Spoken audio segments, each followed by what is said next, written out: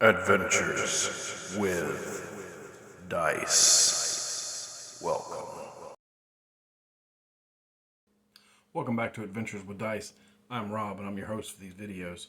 Today we're starting a series on Dragonbane Solo, and we're going to be using the Alone in Deepfall Breach document that came in the box set for playing solo. So, I'm going to go over a few things that I'm using to play this, and then there'll be pictures of the battle as I'm going through and playing everything. I'll edit all that in for you so you can get some visuals of it. But I'm going to discuss first the items that I'm using. I have the Dragonbane dice, which I'll be using, obviously. I have my character, Lucius Clay, and 10 points if you know where that name came from. And because the game uses the rules from Dragonbane, I shouldn't have to use anything outside of Dragonbane to run the game, other than some additional products that I've purchased and printed and made for the game. So the first of these, outside of the character sheet, is, I can't remember who did it, but somebody did the spell cards for the game. And I made copies of all the spell cards so I would have them handy. I'm going to, if I can remember, use the improvised weapons per combat. Obviously the initiative cards, because that's how initiative works in this game. And I'll be using my deck of additional treasures instead of the normal treasure deck that comes with it, for a couple of reasons. These are done by Philip Reed. I've purchased a couple of his products. They're a third party for Dragonbane, and they're really good. I like the art on these a little bit better. And on top of that, they have really cool healing potions. The normal deck only has one possible healing potion card that you can find. And even then, it might not be a healing potion. You have to roll. It might be poison. And I think in playing a game of Dragonbane, which can be deadly in itself, solo, I'm going to be running into enough opposition that I want to give myself every opportunity I can, especially considering the character I'm playing, which we'll discuss in just a minute. I did give my character one healing potion starting out. He's starting the game with one. And I printed another extra one, which is in the deck. So there's two in the deck that are just straight healing potions. And hopefully that will come in handy when I'm searching for treasure. So when I talk about the the character I'm playing, I've watched a lot of other videos on playing Dragonbane solo, especially Alone in Deepfall Breach.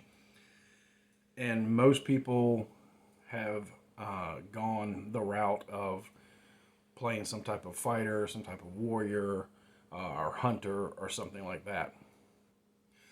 I'm not. I'm playing a mage, so the odds are already stacked against me because of that. But I wanted to play, I like mages, and I wanted to play a mage in Alone in Deepfall Breach and see how it turns out.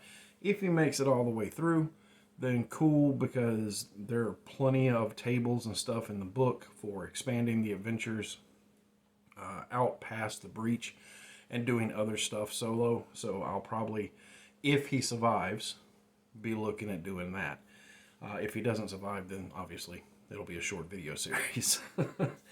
But I don't know, I like magic users, so I wanted to see how a magic user would fare in this particular situation. So it uses the main rules from Dragonbane, even for character creation, with one caveat. You have 2 heroic abilities to choose from that normally the wizard wouldn't get, or nobody would get, because these are only for solo play. But the wizard normally only gets, or the mage only normally gets magic. They don't normally start out with a heroic ability. But in solo play they can. And like most people, I'm going to choose Army of One because it doesn't cost any willpower points and it allows me to draw 2 initiative cards per combat turn as opposed to 1. So I get 2 actions, and that's of the 2 abilities here.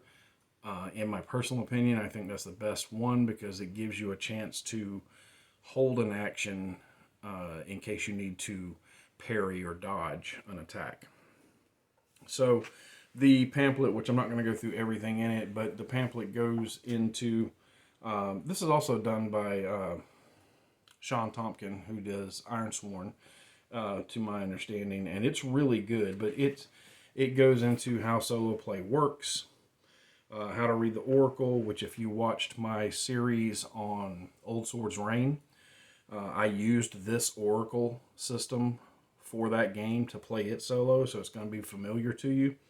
And it's already familiar to me, and I didn't want to use a different Oracle system when Dragonbane came with one. So you have the fortune chart, which is a D6 roll ranging from extreme no to extreme yes, but it also breaks down like number, scale, power, quality, reaction from 1 to 6 on the roll. And then you have an inspiration table with action, attribute, and things with various words that you can put together to get kind of an idea of what to set up. The effects of rolling a dragon or demon, which is a 1 or a 20. This is a D20 game, but it's a roll low D20 game. Rolling low is best because you want to roll if you're rolling your stat or your skill, you want to roll that or lower. The only time you want to roll high in Dragonbane is when you're rolling for damage. Let's see. It's got some sample NPC template in here. It's got a oracle for how different types of NPCs will react. If you don't know already how they will react, you can roll on this table. And it breaks it down, again, from 1 to 6, whether it's a melee attacker, a ranged attacker, a sneaky attacker, or a magic attacker. And then it gives you a breakdown of what they will do, how they react to you. There's a section on surviving solo play, which is about facing combat, not trying to fight everything, even though, in my experience, you're going to have to fight a lot. Now, in solo play, you'll come across things that will cause damage that aren't necessarily written out for you in the rules. So if you're suffering damage, there is a chart in here. Show it right there. And that chart is for whether it is slight, moderate, or severe damage, and it ranges from a D6 to 2D10 in damage that you would take. Another caveat to solo play is in the healing. You can make a healing roll to tend your own wounds during a stretch rest, and on a success, you get 2d6 hit points instead of the normal 1d6. Normally, to get 2d6, you have to have somebody else tend your wounds, and they have to have bandages. And I wasn't sure whether I had to have bandages to get that or not, so I just went ahead and bought bandages for my character. You can also attempt to rally yourself while you're at 0 hit points without a bane to the persuasion roll. And you can attempt to save your own life with a healing roll while at 0 hit points. So these are things that normally other characters have to do to keep you up and going, but in solo play you don't have those other characters.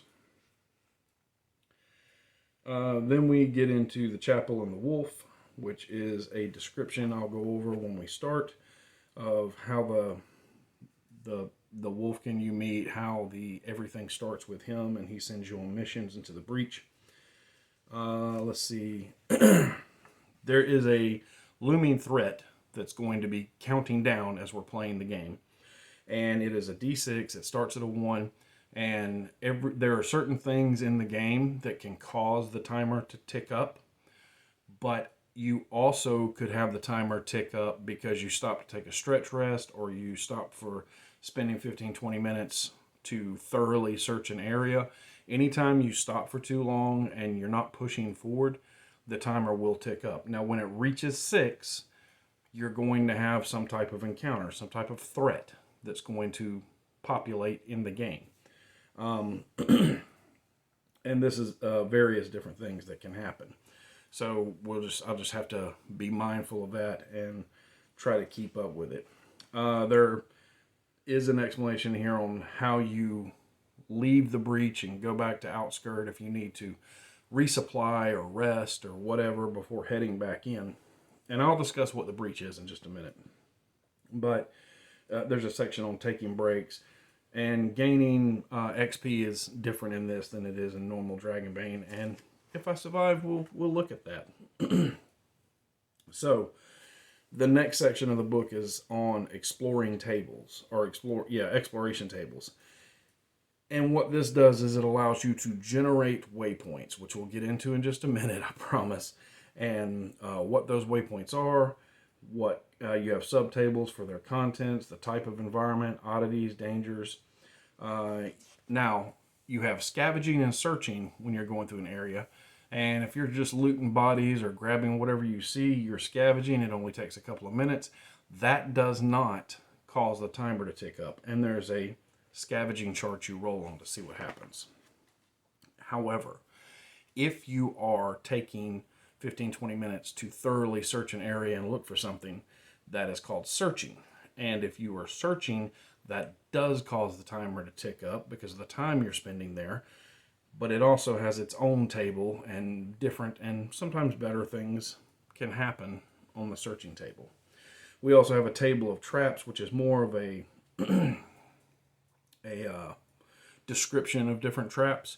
They don't each individually have a damage rating applied to them. This is when we go back to that table to find out how severe the trap was that we triggered. And other than that, that's pretty much it. So the mission, or the little mini campaign that's in the box, is called the Reforged Shard. And just to give a brief overview here, long time ago, ancient demon Sakmoth pierced the world with his Worldbreaker Shard and created the breach. He was later driven off and is trying to come back into the world.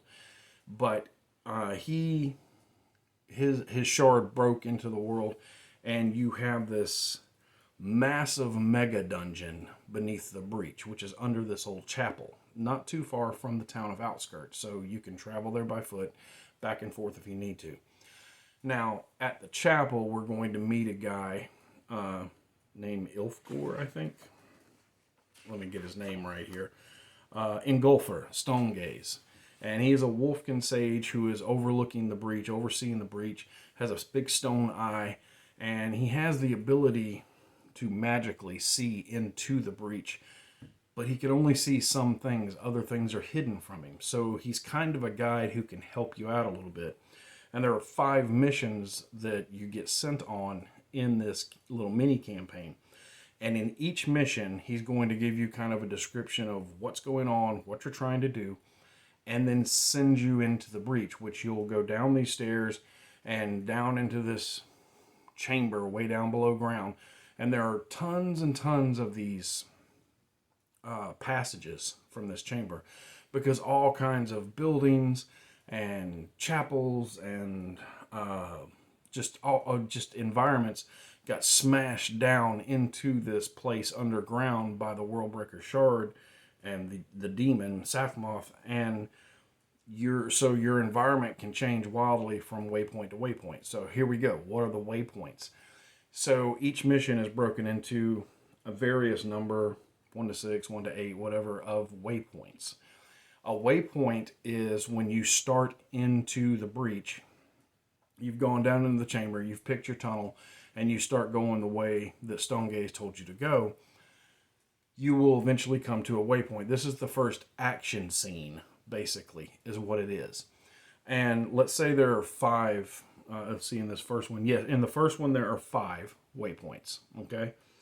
And these rooms are not connected, so you're not going from the room in 1 to waypoint 2 in the next room. There are multiple tunnels and stairs and all kind of things that you have to traverse between the waypoints. So these are just the important parts. Now, that being said, we don't role play in solo through all the boring stuff in between. We get to the action. So you'll hit waypoint 1, and then there's travel that does not tick our timer up between waypoint 1 and waypoint 2. When we get to waypoint 2, then we have another encounter, and we have to look at the environment and what's in there and what we have to do to get past it. So you have these waypoints you hit, but we kind of skip all the boring, well, I walk down the long hallway, and then I walk down the long stairs. Because even if I wasn't filming this, nobody wants to do that in solo play. That's boring.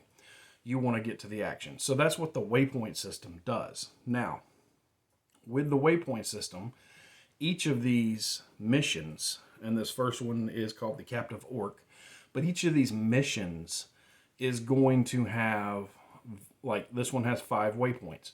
The first 2 waypoints are known, and they're named, and there's a description of what to expect there. Then waypoint 3 and waypoint 4 are listed as unknown. And that is when we go to the table and we roll to see what those waypoints are and what we discern from the oracle about what we're facing in those rooms. And then waypoint 5 is a known waypoint, and we have to go in there and deal with that too. The reason for this is because it gives you a reason, or it gives you the ability to play multiple times and the game be different each time you play. Yes, you'll have a couple of the same type of waypoints, but each of these missions also has unknown waypoints that you're going to have to traverse, and you don't know what they're going to be because they're unknown. That's what it means. If you didn't know, now you know. But you are going to hit these waypoints, and they might be one thing this time when I play, but next time I play with a different character or whatever, they could be very different. So that's kind of how that works. I'm going to flip everything around on the camera and start playing, and I'll put up pictures of the battle as I'm describing what happens when we're playing the game. But that's pretty much it. I'm excited to get started. I am playing, like I said, Lucius Clay, which is my wizard I got here. He is an adult, which means he had 10 skill points, I believe. Here's a bigger version of him, just for the video so you can see him, but well, not just for the video. You see him better on the video, but it's because I really like this model, so I printed a big statue version of him for my shelf. But that's pretty much it. I'm going to switch over and go to the other view, and we're going to get started with this. All right, let's do it. Okay, so here we go. We are ready. We are set up and ready to play. Got my character Lucius Clay. He is a human mage. He is adult. Now, I rolled some really good stats for this guy. So he has a 14 strength, a 15 con, a 17 agility, a 16 intelligence, an 18 will, and an 11 charisma. So he has both a damage bonus on strength-based attacks and agility-based attacks, which is good because he has a plus D6 strength bonus or agility bonus, and his staff, which he is proficient in, and he has a 14 in that skill, gives him it's an agility-based weapon. So he has a D8 plus D6 damage with it, and he's kind of beefy. So he's swole for a wizard. He has an orb. He has an orb. He has a grimoire. He has a torch. He has 4 rations, 10 bandages, and the healing potion that I gave him. His memento is he has a strangely shaped stone, flint and tinder, 18 willpower points, and 15 hit points.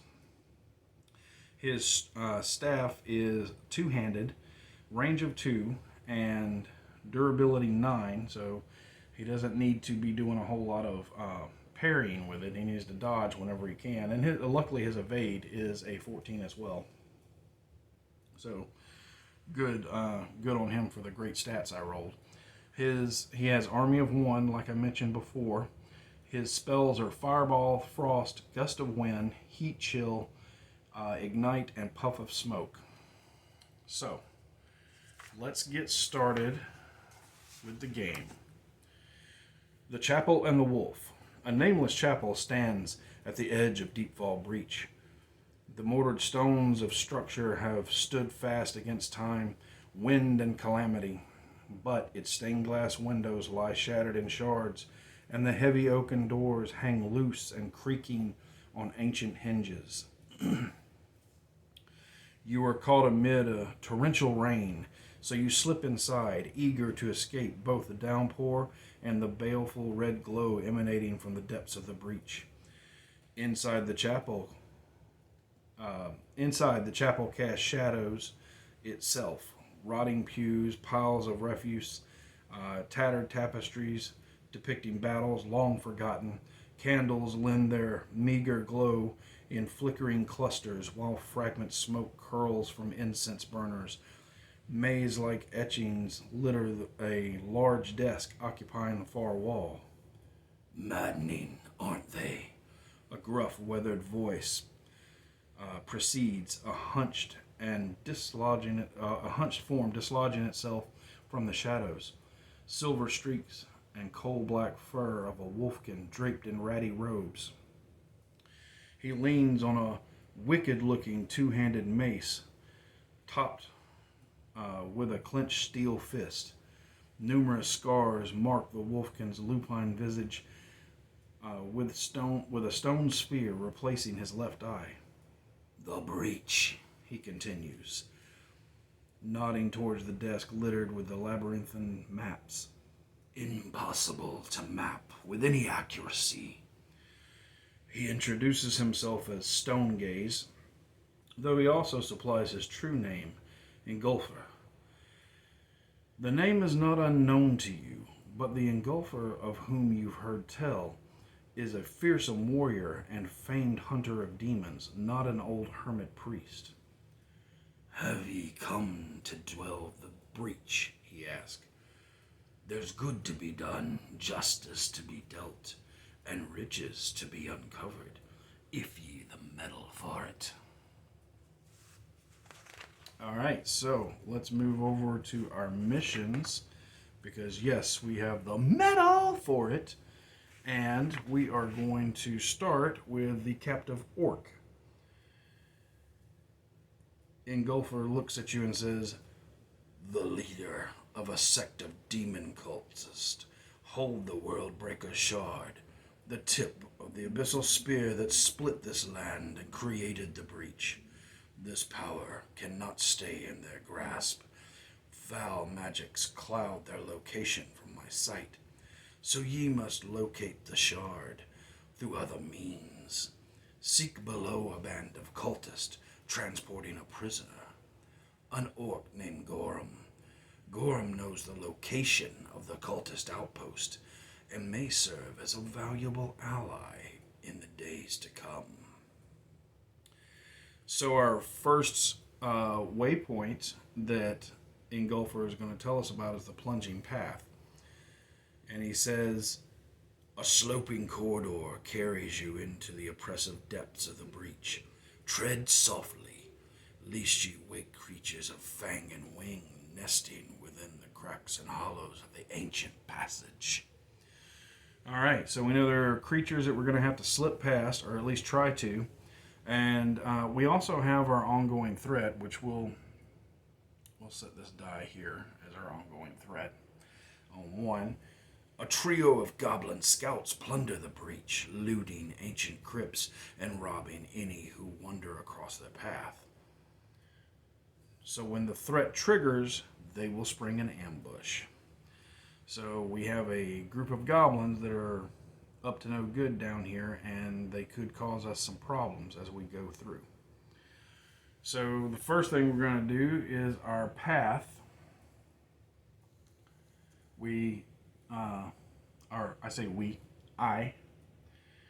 Lucius Clay starts moving down the stairs into the chamber with all the passages, and he goes to the passage that Stonegaze directed him to.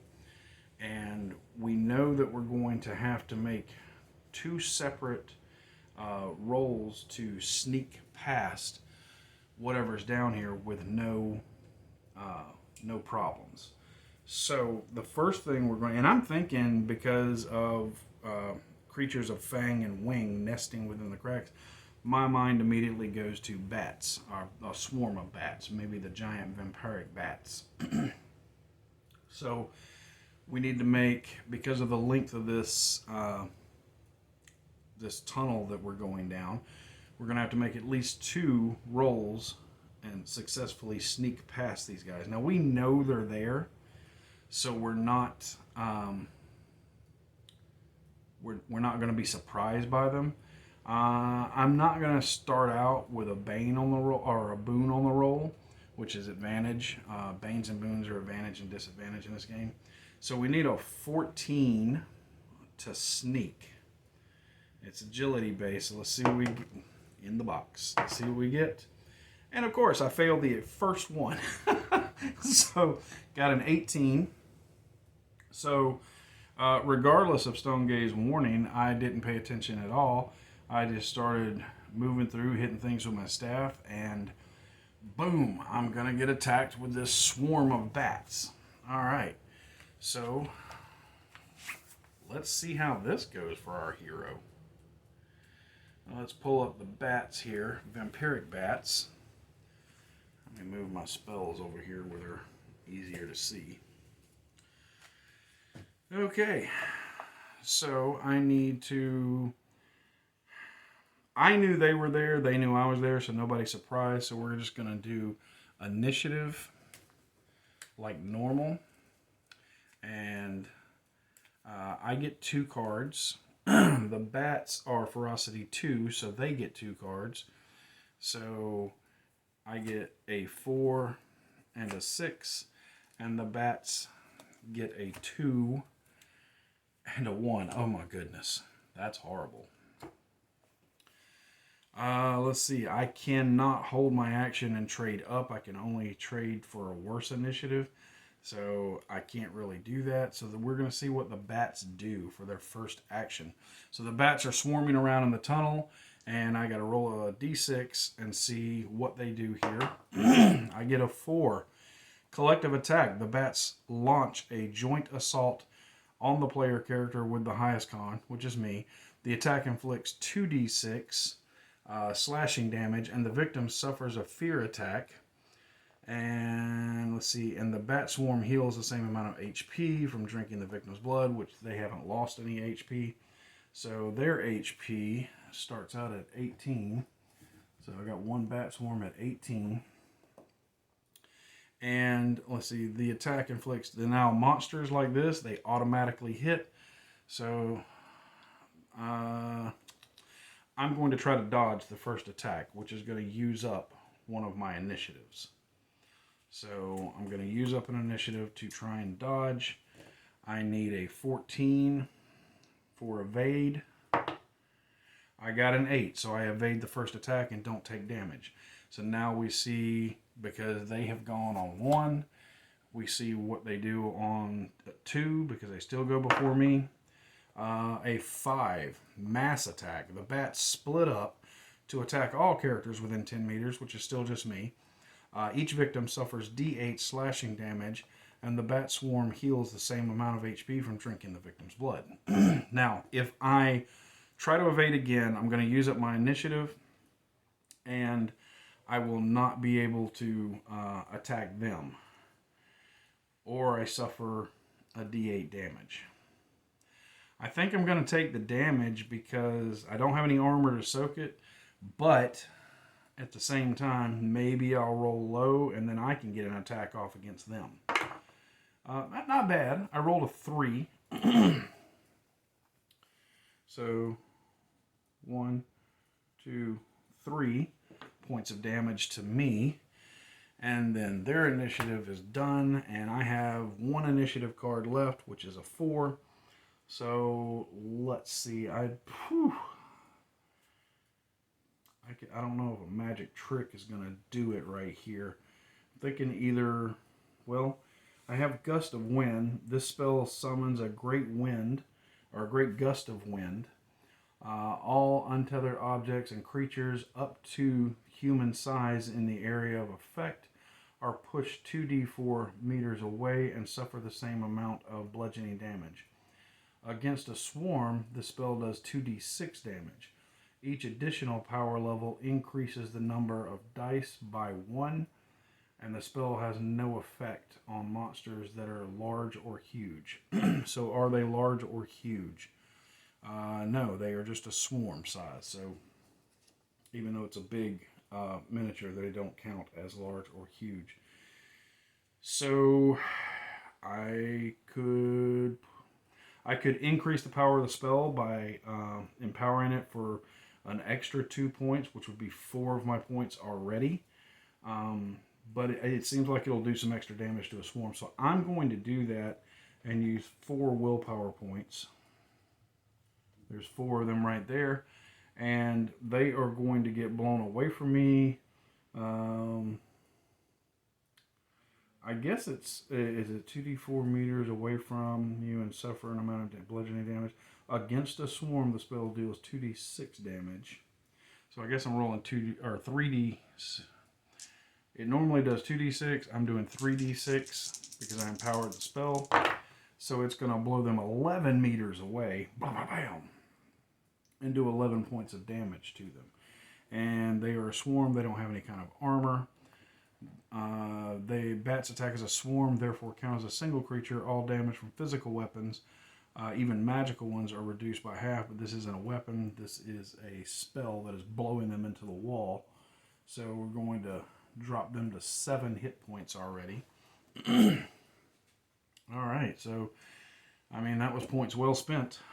So let's see what happens now. That is the end of the round, and I need to draw initiative again. So I'm going to shuffle the initiative cards back up, and I'm going to draw a 2 for me and an 8. That sucks. A 4 for the bats and a 1. Goodness gracious. All right. Okay, not a lot I can do about that. So they're going to go. So they get a 6, which is a mass attack again. I am going to spend my 8 to try to evade the attack. I need a 14 or less, and of course I got a 19. That's amazing. Oh, my guy's going to die here. With intimidate, they suffer another D8 of damage. D8, D8, where you at, D8? Here we go. And I suffer 7 damage. All right, 1, 2, 3, 4, 5, 6, 7. I've already taken 10 points of damage. I only got 5 points left. So this might be a real short video series. We'll have to see here. So let's see. Let's set that to the side. That was their initiative 1 card. They go again on 4. I have 2. I'm going to do Gust of Wind against them again, but I'm not going to empower it. I'm just going to use 2 points to cast. So 1, 2. And that's just 2d6 damage they're going to take as they get blown away from me again. And they're going to take 6 points of damage, leaving them at 1 hit point left for the swarm. So I haven't found any rules on actual morale, like them running away. And they're animals, so they probably won't. Whew, let's see what happens here, because now I'm out of initiative cards, so I can't dodge. And they have a go here. They are a 4. And they're going to get a 2. Swirling horror, the bats swarm around their victims at a frantic pace. Everyone within 10 meters suffers a fear attack. Okay, well, that sucks. Fear attacks are not my favorite. Fear table. So fear attack. Let's see. There are many creatures that cause fear. Such creatures can perform fear attacks. Fear attacks can also be triggered by magic and other terrifying experiences. When struck by a fear attack, you must immediately make a roll against will. The roll can be pushed and does not count as an action. Particularly frightening events can also give you a bane to the roll. If the will roll fails, you must roll on the fear table. All right, so I need to roll against my will, which is an 18. All right, so I should be good, hopefully. Yep, 14, so I'm good. So I don't suffer an effect off of the fear table. All right, so that is all they do. let's go ahead and collect up these cards. And then we're going to draw initiative again. And they only have 1 hit point left to their swarm, so hopefully I can defeat them. Alright. So I get a 3 and a 6, and they get a 9 and a 2. Ugh. That's horrible, because they're going to get to go again. Well, they're going to, let's see what they get. They are going to get a 5 again, which is the mass attack. I'm going to burn my 6 to try and evade that attack, which is a 5. I got an 18, so I failed to evade again. Whew. All right, so I'm going to take another D8 damage. And I take another 5 damage, which I only had 15. So that's going to actually drop me at that point. Okay, well, I can try to rally myself.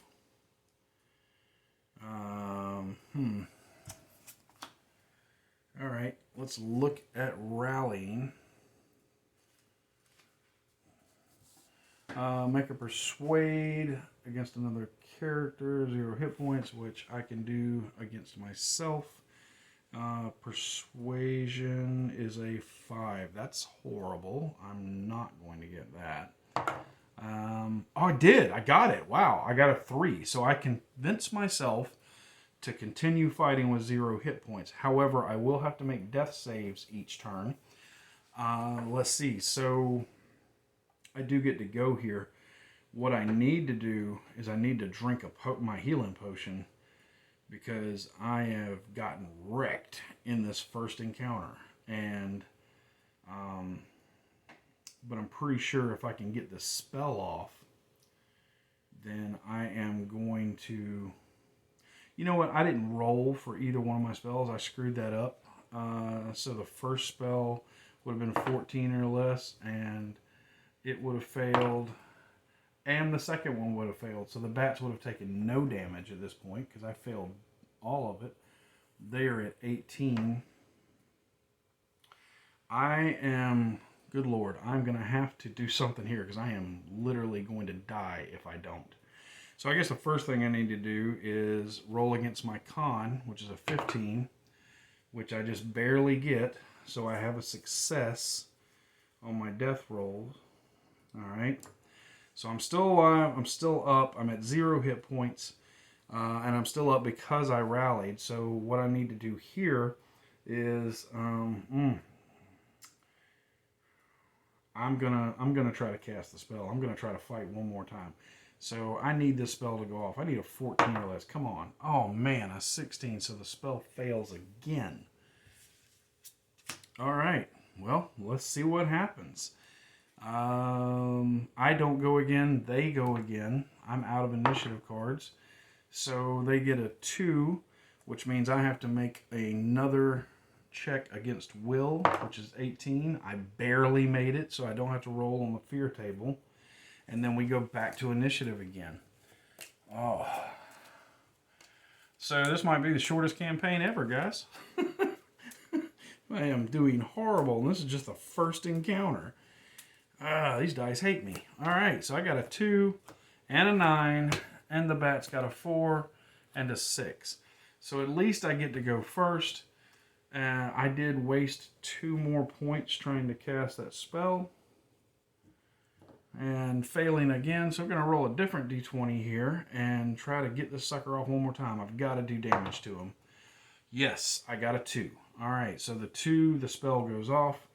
I will spend 2 more points on it. Gust of wind goes off. Boom. It doesn't matter what I roll. It's going to be enough to... No, they have not taken damage. That's right. So, I also have to roll on my thing, my death save. But let's go ahead and do the damage on them, which is going to be 7 points. That's actually going to bring them down to 11. Then I have to roll 14, con of 15. I did make it, so I got another success. Let's see. So that was initiative 2. And now initiative 4 is the bats. They're going to... You roll in the box. Oh my god. They're going to get a 6.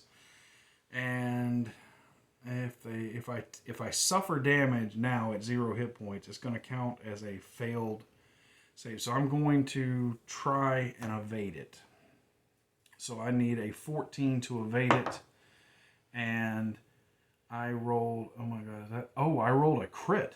Yes, that's a 1. So I did evade it, and I take no damage from it. All right, so we're going to try one more time here. Nope, I can't do anything else. I'm out of initiative cards. They get to go again. So they get a 2, which is I have to save against a fear check. Again, barely getting it with a 17. So, whew. All right, so that's everybody's initiative. The bats are really wounded. I'm really wounded. Oh, the bats are about halfway wounded. I'm very wounded. So, what do I get? Oh, a 9 and a 2. All right, and they get a 3 and a 1. Goodness. Okay, that's bad. So they're going to go first. So I'm going to roll and see what they do. They do the fear thing again, and I have a really good will, so I'm going to try to make the save, which I do. I make the save so I don't take any effect from it. So that's their 1.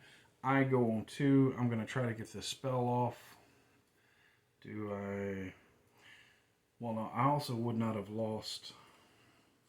I would still have 2 extra. Because I empowered that... No, I empowered that first spell even though it failed. So I would not. Let's see. Am I going to empower it again? Yes. I am going to empower it again. So 4 points. So I am vastly running out of abilities here. Resource. Oh my goodness. A 19. Ah. So I failed the spell again. I also have to roll to see... Yep.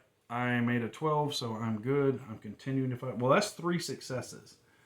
And I believe on 3 successes, on the death roll, after 3 successful death rolls, you recover D6 hit points. Thank goodness. Woo, give me a big number here. I got 6. All right. So 6 hit points back. So we're going to get all those hit points back. Well, not all of them, but, 6 of them. Which is good, because I was vastly dying there. And I don't need to clear away the successes. Okay, so I don't have to make that roll anymore. My 2 initiative, I believe, is used up because I failed to cast the spell again. The bats are going to go again and get a 1. So they're going to do the fear thing. I need an 18 or less. Okay, I got a 5. I'm good. I did not have to roll on the fear table. And then they're going to go again. Okay, so what do they get this time? A 1 again. So as long as it does that, I'm okay. I got a 16, which does just barely make it. So I don't have to roll on the fear table. Now that's their 3 used up. We go to my 9, which I'm going to use to... I've already used 10, 14... I'm going to have to 15, 16, and please, I need to cast this spell. Yes, I got a 2. All right. However, I did not empower it, so it's only going to be 5 points. So that's 6 points left. All right. And okay, so it's time to do initiative again. I got to do something here because I need a good draw here. Oh yes, I got a 1 and a 9. Of course I did. They got an 8 and a 6. Alright, so I cannot empower the spell because I don't have enough willpower left. So I can only spend 2 more willpower. I'm going to do it one more time. And then I'm going to hope I cast this spell. I need a 14 or less in the box. I got an 8. Alright, so the spell goes off. And I get to roll 2 more d6 damage. And I get 7 points, which kills the swarm. They only had 6 left. Alright. So, that ends combat. Woo! Thank goodness. Because I thought I was really, really dead there for a minute. And I didn't put improvised weapons out. But, what we will do is we will scavenge and see if we find anything. So, let's go back over here to our missions. Scavenging.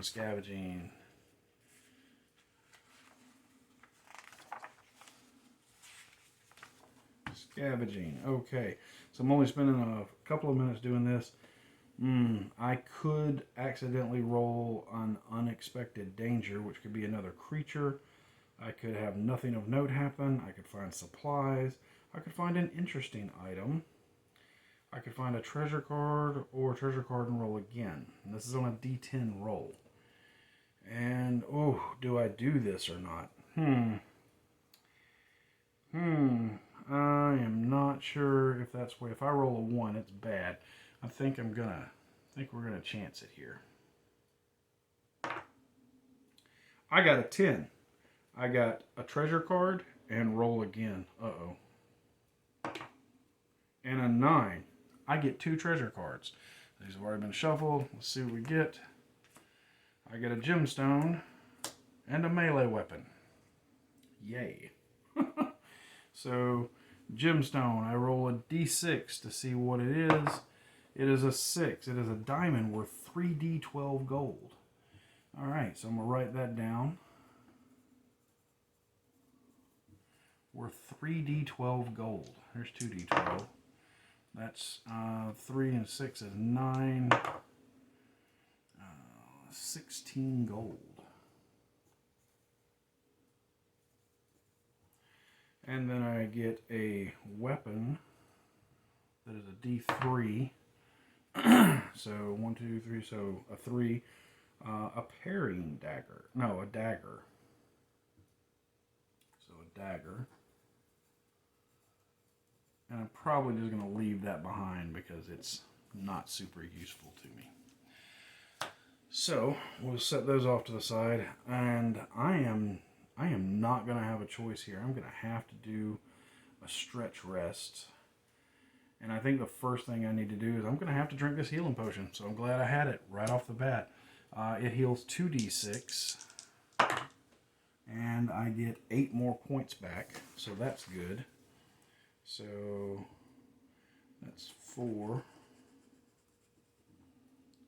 5, 6, 7, all but 1. Well, now I'm down to just missing 1 hit point. Okay, so that's good. And now I am out of willpower, so I'm going to have to... Wait a minute. I don't have to either. I can take a...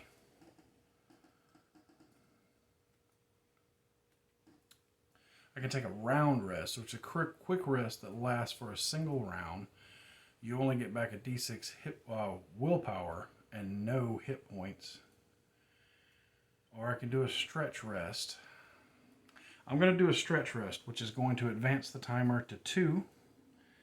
And I am going to get back a d6 hit point, so I'll be back on full hit points.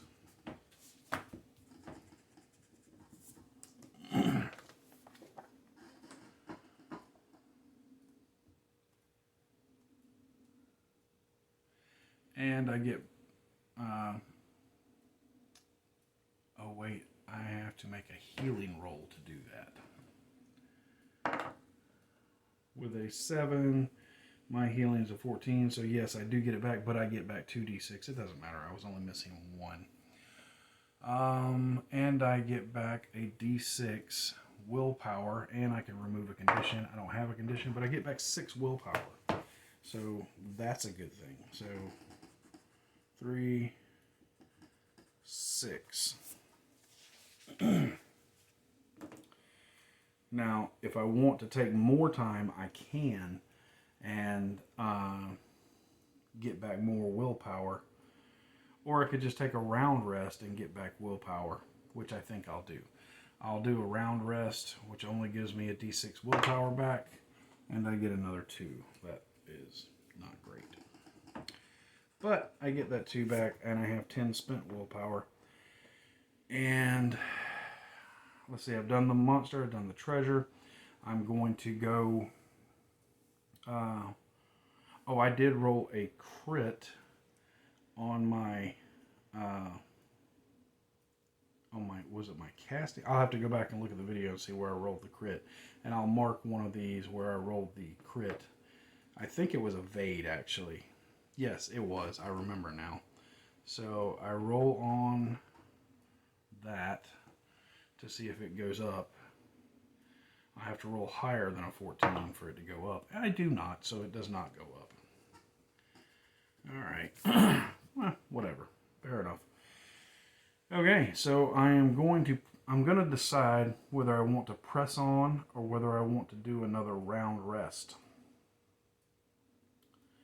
Which I might just do another round rest, but if I do, I'll do it in the next chamber, because I've cleared this chamber and now I am going into... I'll be traveling multiple hallways and stuff before I get there. But when I get there, I'm reaching the charred tomb. It says, "Fire long ago ravaged this once grand mausoleum. It holds 5 remaining sarcophagi amid piles of ash. Find ye a path through a door hidden within one of these coffins. But disturb not the scorched dead, nor the hidden trap." Ooh, all right. So, I'm gonna have to do a whole new setup for that. And that'll be in the next episode. We'll be looking at that. And this was fun, but good Lord, it's deadly. I thought I was doing okay with this guy, but I almost bit the dust just facing some bats. So we'll have to see how it goes from here. But anyway, I hope you enjoyed it. In the next video, we'll be going into the charred tomb and seeing if we can find the secret passageway. And hopefully that'll be coming up in the next week. And until next time, my friends, good gaming and good luck.